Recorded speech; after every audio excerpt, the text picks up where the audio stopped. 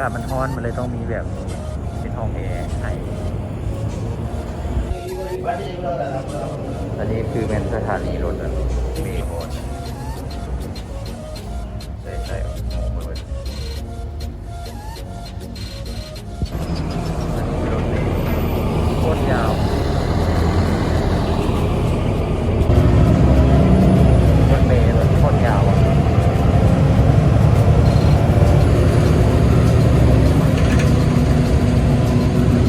บอยเทียบ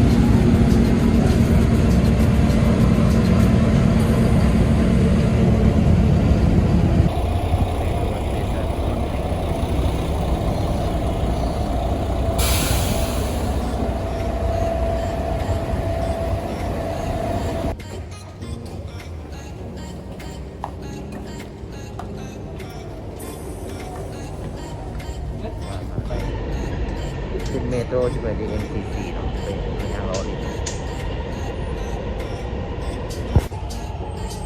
โอ้เนาะ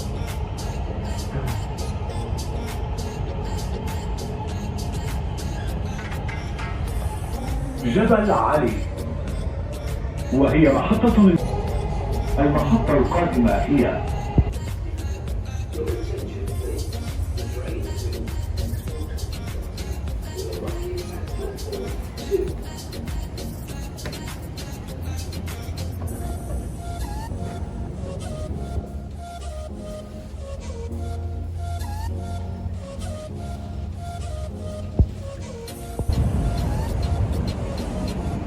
ยางร้อน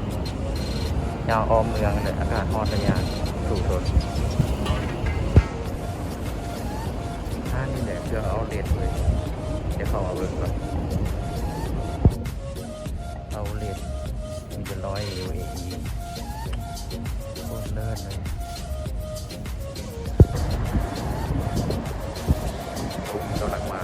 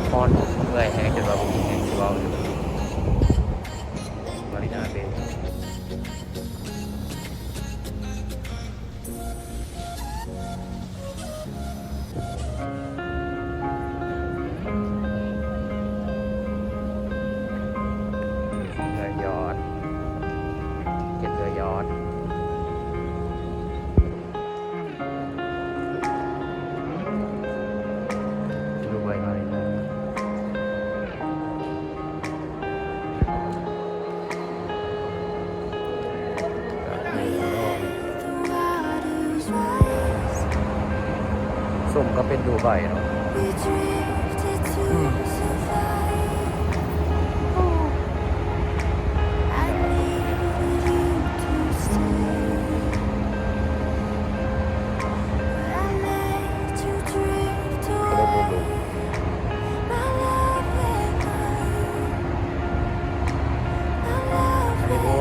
แต่ละอย่างลิ่นไปทั่วเลย